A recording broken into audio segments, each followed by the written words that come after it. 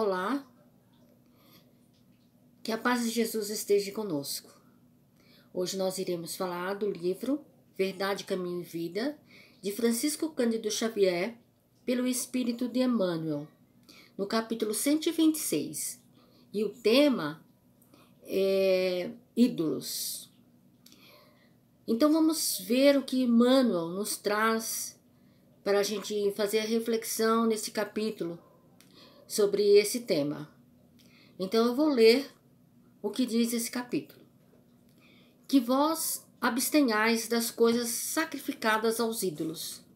Atos capítulo 15, versículo 29. Os ambientes religiosos não perceberam ainda toda a extensão do conceito de idolatria, quando nos referimos a ídolos. Tudo parece indicar exclusivamente as imagens materializadas nos altares de pedra. Essa é, porém, a face mais singela do problema. Necessitam os homens exterminar, antes de tudo, outros ídolos, mais perigosos, que lhes perturbam a visão e o sentimento. Demora-se a alma muitas vezes em adoração mentirosa. Refere-se o versículo às coisas sacrificadas aos ídolos, e o homem está rodeado de coisas da vida, movimentando-as. A criatura enriquece o patrimônio evolutivo. É necessário, no entanto, diferenciar as que se encontram consagradas a Deus das sacrificadas aos ídolos. A ambição de alcançar os valores espirituais de acordo com Jesus chama-se virtude. O propósito de atingir as vantagens transitórias no campo carnal, no plano da inquietação injusta, chama-se insensatez. Os primeiros lugares que o Mestre nos recomendou evitemos representam ídolos igualmente. Não consagrar, portanto, as coisas da vida e da alma ao culto do imediatismo terrestre é escapar de grosseira posição adorativa. Quando te encontres, pois, preocupado com os insucessos e desgostos no círculo individual, não ouvides que o Cristo, aceitando a cruz, ensinou-nos o recurso de eliminar a idolatria mantida em nosso caminho por nós mesmos. Então, vejamos bem. Esse assunto, com uma outra roupagem, foi estudado por Allan Kardec na Codificação Espírita, quando ele aborda este tema em O Livro dos Espíritos, nas questões de 481 a 483. Então, num estado de exaltação fanática e entusiasmo exagerado, o indivíduo perde o bom senso e a razão. E assim, por afinidade e sob efeito magnético das grandes massas, e também sob influência de espíritos inferiores, que desejam induzir comportamentos bizarros e ridículos em suas vítimas. Então, aproveitando-se disso, a gente vê muitas vezes as pessoas transferindo hoje em dia esses ídolos para artistas, esportistas. Então a gente vê muito o que as pessoas fazem pelos seus ídolos, né?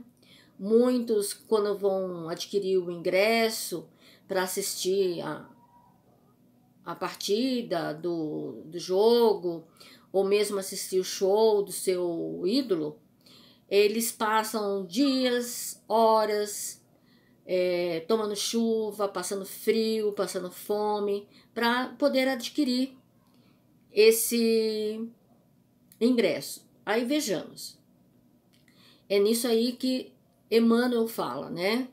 Naquela parte que essa parte de ídolos pode ficar mais perigosa, porque a gente pode modificar o nosso pensamento, que em outra determinada situação a gente não iria fazer esse tipo de coisa, a gente iria ter mais bom senso, digamos assim, né? Então,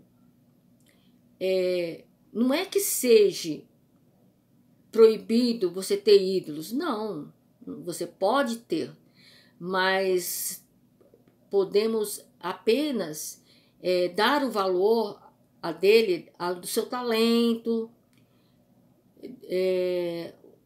você gostar da pessoa e nada mais. Mesmo os grandes homens que estiveram aqui na Terra, que passaram por aqui, deixando muitas vezes uma mensagem positiva, foram seres imperfeitos, né? São seres imperfeitos como nós somos, cheios de imperfeições. Então, é por isso que devemos dar o valor nesse sentido, porque somos seres imperfeitos. E o único ser que realmente passou aqui na Terra,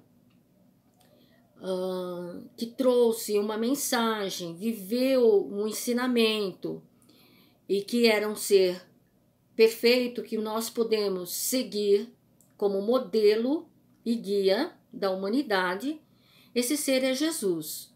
Mas não aquele Jesus místico, né? Mas aquele Jesus homem que esteve aqui encarnado entre nós. E nós sabemos que essa parte de ídolos é muito enraizada dentro de nós, desde o começo do mundo, desde que o mundo é mundo. Então, se a gente for olhar as histórias lá atrás, a gente vai perceber que sempre teve os ídolos de pedra, as estátuas, as imagens para serem adoradas. E um exemplo bem claro disso é quando Moisés retira o seu povo do Egito, da escravidão, e leva para a terra prometida. E enquanto ele esteve na montanha, no Monte Sinai, recebendo as tábuas da lei, o que o povo fez? Construiu um boi de ouro. Para quê? Para que fosse adorado. Nós ainda temos dentro de nós essa necessidade de estar vendo, né, a imagem, tá vendo a estátua, para podermos concentrar em relação aos nossos pedidos, às nossas orações. Aí eu deixo para nós podermos refletir essa semana. Até que ponto eu ainda preciso de uma imagem para poder me concentrar e fazer as minhas orações? Até que ponto eu já posso me estar libertando disso? Então, fica aí essa reflexão. Será que eu consigo orar e falar com Deus sem precisar estar olhando para uma imagem?